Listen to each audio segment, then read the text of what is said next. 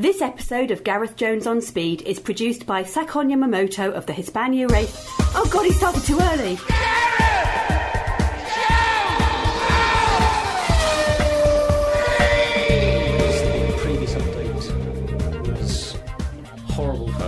As you join us on Gareth Jones on Speed, the usual conversation of Apple software is already taking place before we instantly change gear and start talking about cars. Hello, I'm Gareth, he's Zog. Hello. And he's the newly married Richard Porter. Hey, hello.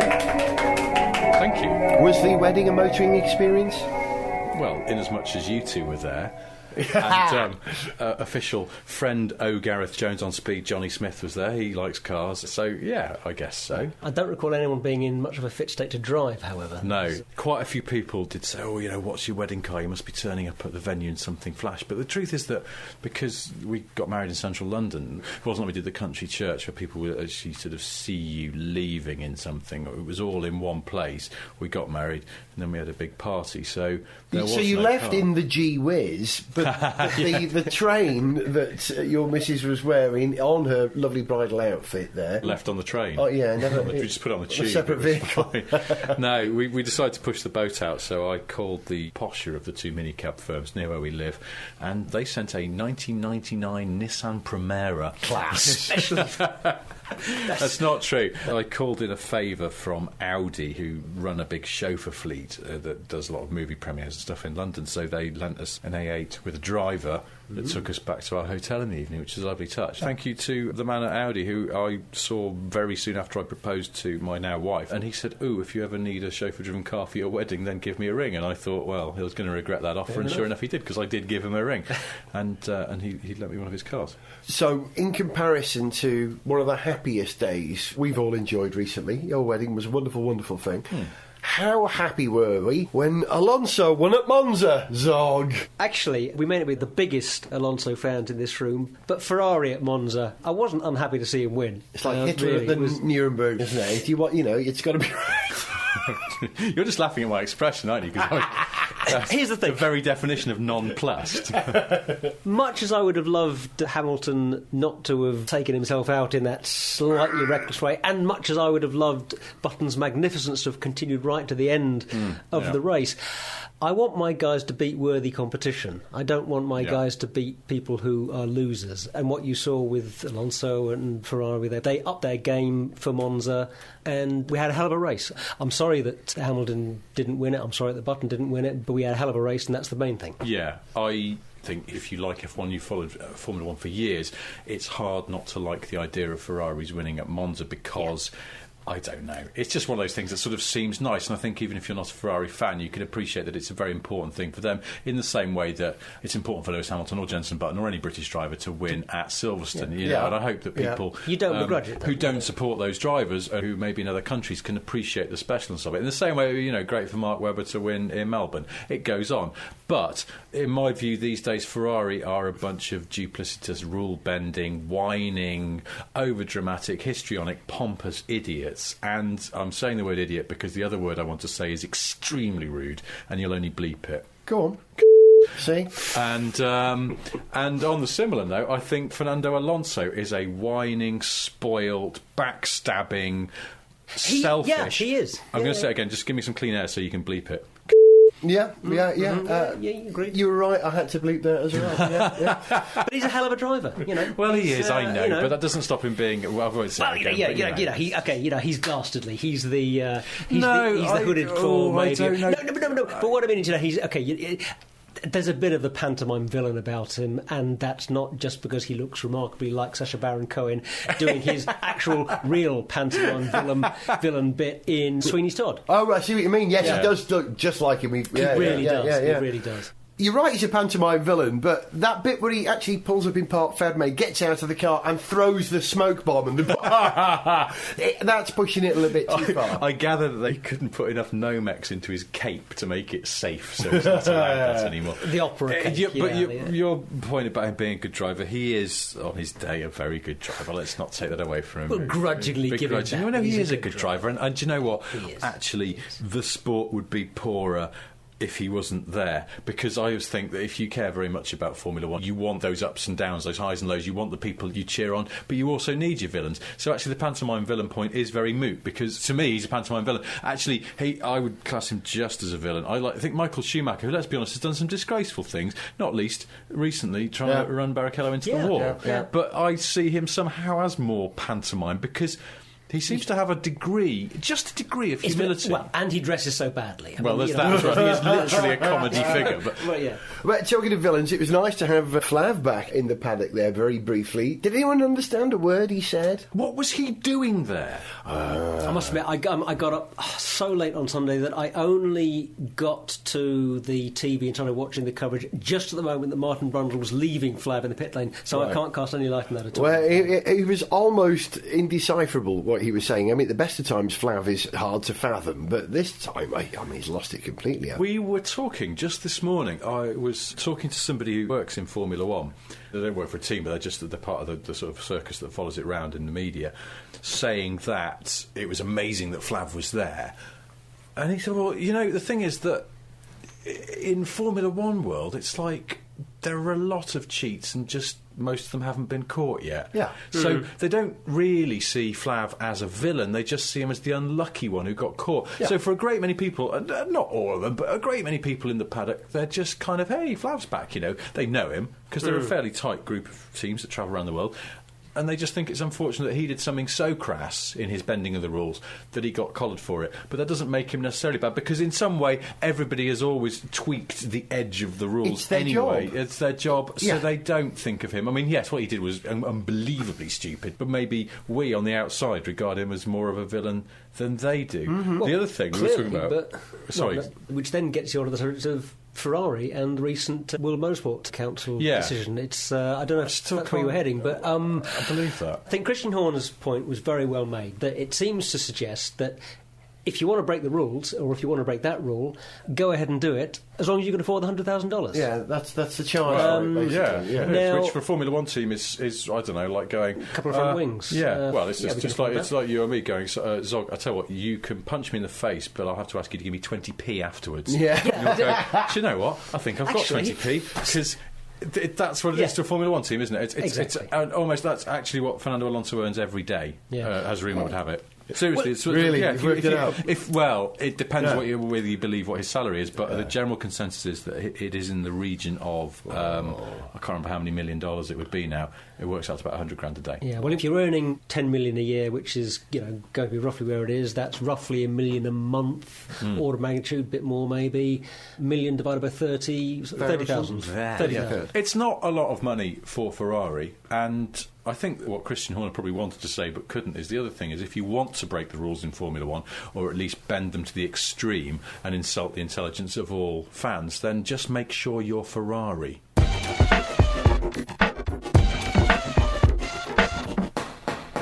Monsieur Dominicali's World Motorsport Council has examined the damning Ferrari!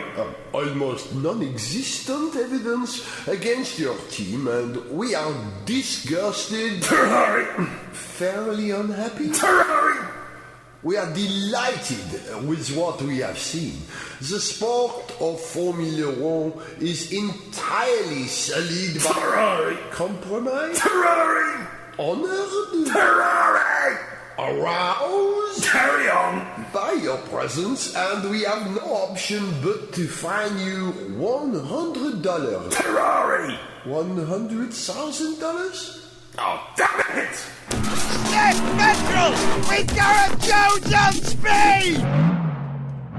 So, the result of Ferrari being hauled before the World Motorsport Council is nothing whatsoever, which I was genuinely surprised by. I genuinely thought that they were going to get some sort of heavy fine for it, more than a fine, some sort of penalty, a points penalty.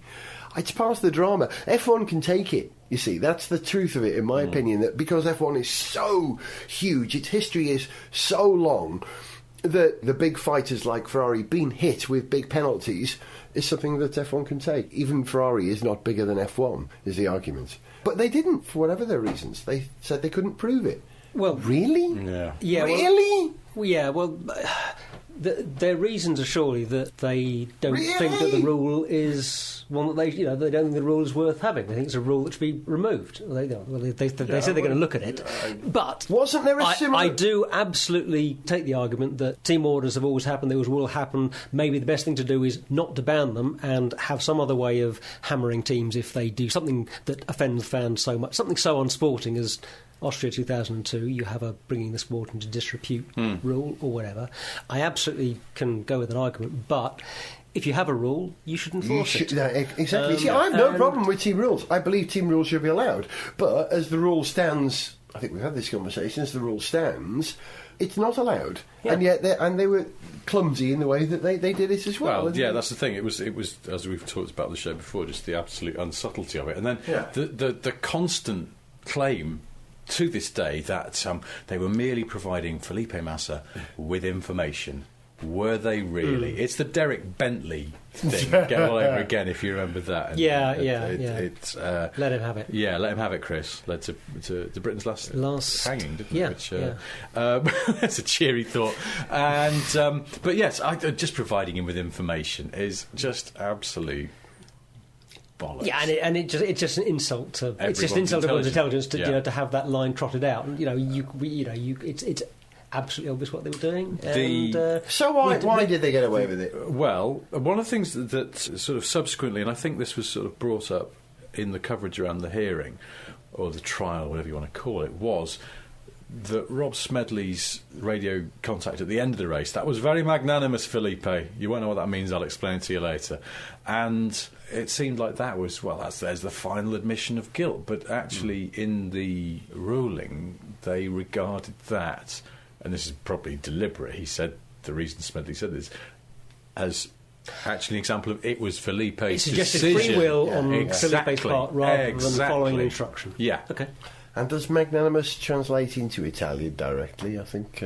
As an aside, if you're a car journalist in this country, whenever you review a Ferrari or a Maserati, they're quite neurotic about the coverage of their cars and very, very precious about them. They hate to be slagged off.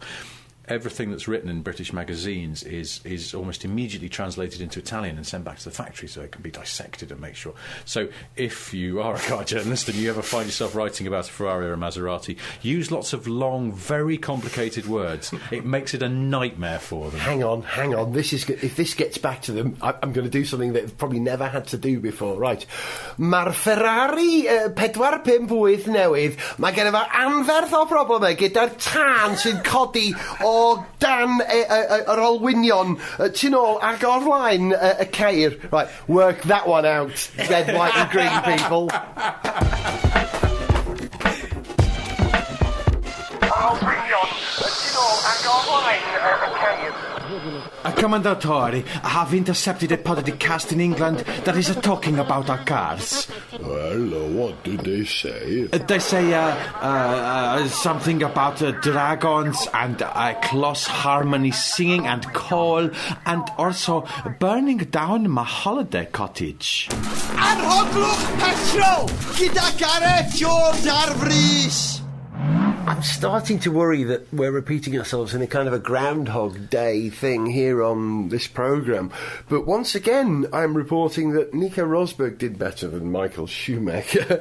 And I'm not picking on Michael Schumacher at all, because I think Schumacher was the right choice for Mercedes, because he's such a great development driver. I know there's not testing, so you need that kind of development feedback from a quality driver like him. I think Mercedes have made absolutely the right choice. He just isn't as quick as Nico Rosberg. We really know that now, and we really know that the car is fine, because Nico's doing reasonable with it, you know? Sorry, I'm banging on about this. But you're right. Schumacher's demise is slow and tortured, I think. I think it's becoming painful now. But Pedro de la Rosa's demise was quick, wasn't it? Yeah. You know, 1 minute you're standing there in the team, the next you've jumped over a fence into a river. Or is that... No, that was when he was at Jag. Well remembered. Does everyone remember that, or is it just me that found it the funniest thing that happened in Formula 1 all that season? Where was it? In Malaysia? I thought it was in America, wasn't it? Was he jumping over the pit wall? Was that he'd retired? The car, that Jaguar, you remember, was mostly unreliable, and yes, he'd retired through breakdown somewhere out on the track. and he was standing quite close to the track, and a marshal went, "Wait, Dave, get off the track as quickly as you can. Hey, just jump over that wall." It was a low wall. He vaulted the wall as he was told. What he hadn't been told, there was a small river on the other side, and he fell into it. You would think that somewhere in the marshal's thought process there might have gone, I'm going to tell you to move from there, but where are you going to go? You're either going to go onto the track or that way, and that, I don't know. Well, maybe as a trained safety professional, he'd assessed the risks and decided that Pedro de la Rosa falling into a river, wearing a race suit and carrying a crash helmet was safer than him getting run over. I don't know. Pedro de la Rosa in a race car on the track? Or? Well, that was clearly the worst case scenario. Pedro de la Rosa continuing to drive that awful Jaguar around. But anyway, we were saying he is out He's vaulted over his final pit wall. Into the river of not driving. Yeah, and washed downstream is Nick Kill the Wabbit Heidfeld, who's getting yet another chance to drive for Sauber, having driven for them previously for over 300 years, I believe, in 2 separate occasions previously. Yeah, so is that a good decision? I mean, well, it's good for next season. I don't know how useful it is for this season, because he was the Pirelli test driver. He was just appointed. He'd been freed of his Mercedes contract. Only just announced. And I was sort of curious to know whether this was because the Sauber team felt that they could get some kind of march and everyone else by pumping him for information about the new tyres. But they're going to change the They're going to change. And Yeah. Mark Blundell, who, much though I take the mickey out of him on Sniff Petrol, and who is aware of this now, I discovered through Twitter, and bless him, has been tremendously magnanimous about it. And at the point at which he stops being magnanimous, I'll probably stop doing it, because I do like Mark Blundell, and he taught me something just this evening on Twitter by saying, compounds are changing, the tyres they have now will be in no way related to the ones they'll have by the time the season starts, so any information that he might have is pretty much useless. Yeah. Well, and in any case, if you wanted the Pirelli tyre information, you'd wait till the end of the season to get him on board. You'd let him get as much testing time as possible. You wouldn't get him now. So, actually, if you've got a contract with Pirelli already in place, which you should have, then you just ring Pirelli. Maybe they'd help you already. We're still working on it. All right, call us back. Yes. They haven't really thought it through, but we wish Nick well. Why is he there, though? I'll tell you why. Safe pair of hands. Because Nick Heidfeld famously, a few years ago, drove a season for Jordan for free. Do you remember that? He drove for free for Jordan. Because he's worked for so long in F1. You know, he started off as a Mercedes contracted driver in F3000. Didn't start off there, but I mean, his final path to F1 was there. So he's been a professional journeyman racing driver for so long. He's a bit like Eddie Irvine. He's just looking after his investments now. And just having a bit of a dabble in F1 just keeps the profile up a bit. So I reckon he's driving for free for Sauber again. And that Pedro de la Rosa was... Sauber cashing in their air miles or something. Something like that, yeah. But there's still no sponsorship on the car. No. You know, Pedro de la Rosa could or should have brought sponsorship. It didn't happen. Kobayashi didn't bring sponsorship from Japan. None that's visible on the car, but maybe there's something going on. But Burger King, we have a Burger King logo on the Sauber every 3 or 4 races. A very prominent one. It's bizarre, that, isn't it? But the thing is that Peter Sauber is... I would think quite good at being frugal, and I base this on the fact that when I went to the British Grand Prix, I was actually in the car park of the hotel I was staying in the night before qualifying day, and I saw Peter Sauber and three colleagues cramming into a BMW 320D. Really? And driving presumably off to the track, and I just thought, wow, that's a frugal choice. It hasn't even got a 2-litre engine, isn't it? A 3? No, it isn't, is it? The 320D is a 1.8 turbo diesel. No, I think it's 2-litre. They keep mucking around with this. It's a whole not separate fair. conversation topic, but for goodness sake, BMW and Mercedes, and to a lesser extent Saab, pull your act together with your advertised engine capacities. And on that note, I think it's time to end the show. I think you're very right. But we do have to talk about Kimi. Kimi announces that he might quite like to come and drive for Renault. Good idea, very quickly discuss. Will they bin Petrov and all his money? Ooh, let me think about it. Not a chance. Will they bin Kubica and all his talent? Not a chance. Kimi, stick to rallying. Zog, you also have Le Mans news, do you not? From Silverstone, Oh, yeah. Peugeot managed to make up to some extent for their tragedy of Le Mans, where they entirely failed to finish, and Audi ran away with it.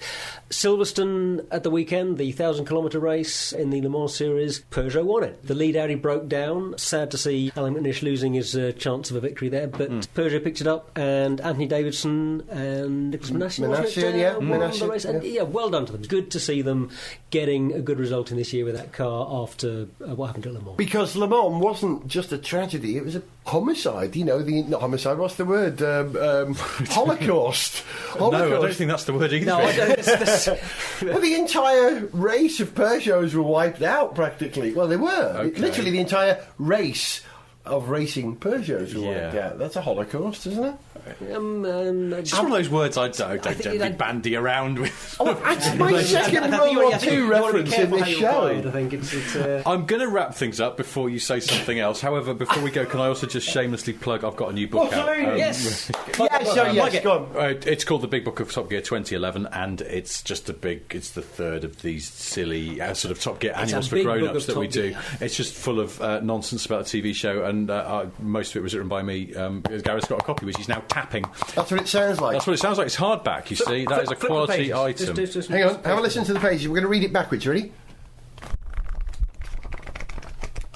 You can hear there's quite a few pages. 128 of them, and every one is different as well. Beautifully illustrated. It's got lovely illustrations, lovely design work throughout. I didn't do that bit, I just wrote the awful words. But if you like design work, please do buy it. It's in all good bookshops now.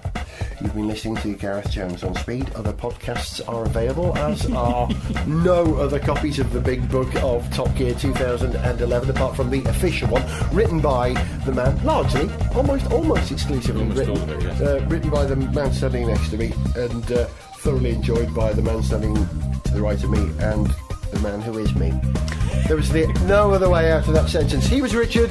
Goodbye. He was Zog. Goodbye. I was Gareth. See you for the next Gareth Jones on Speed.